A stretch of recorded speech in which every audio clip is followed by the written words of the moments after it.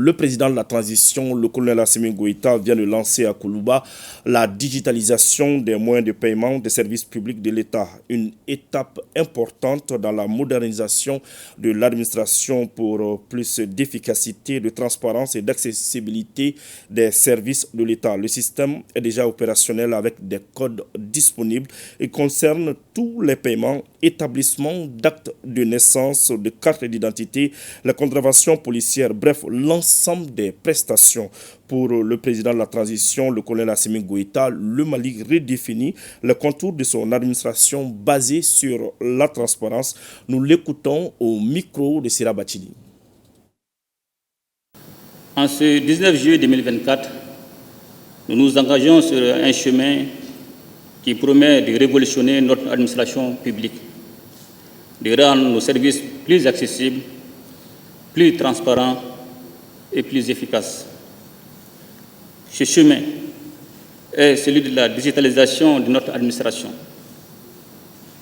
Nous vivons à une époque où les technologies numériques redéfinissent les contours de nos sociétés. Partout dans le monde, les nations s'appuient sur la digitalisation comme un levier pour le développement et la croissance.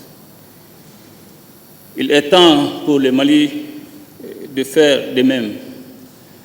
La digitalisation de notre administration est non seulement une nécessité, mais aussi une opportunité de moderniser notre pays et de répondre plus efficacement aux besoins de nos citoyens. La digitalisation est cruciale pour notre administration. Tout d'abord, elle améliore l'efficacité en numérisant les processus administratifs. Nous réduisons les délais de traitement, éliminons les redondances et minimisons les erreurs humaines. Les usagers n'auront plus à faire face à des files d'attente interminables ou à des procédures bureaucratiques complexes. Un clic, un seul clic, et vous aurez accès aux services dont vous avez besoin quand vous en avez besoin. Ensuite, la digitalisation renforce la transparence. Les systèmes numériques permettent de suivre et de tracer chaque étape des processus administratifs, réduisant ainsi les risques de corruption et d'abus.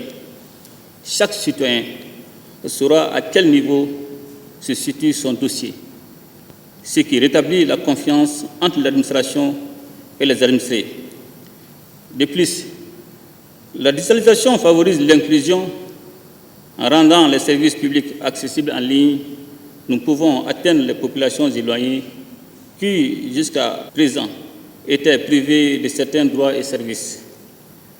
La digitalisation est une étape vers une société plus équitable où chaque Malien, où qu'il soit, peut bénéficier des mêmes opportunités.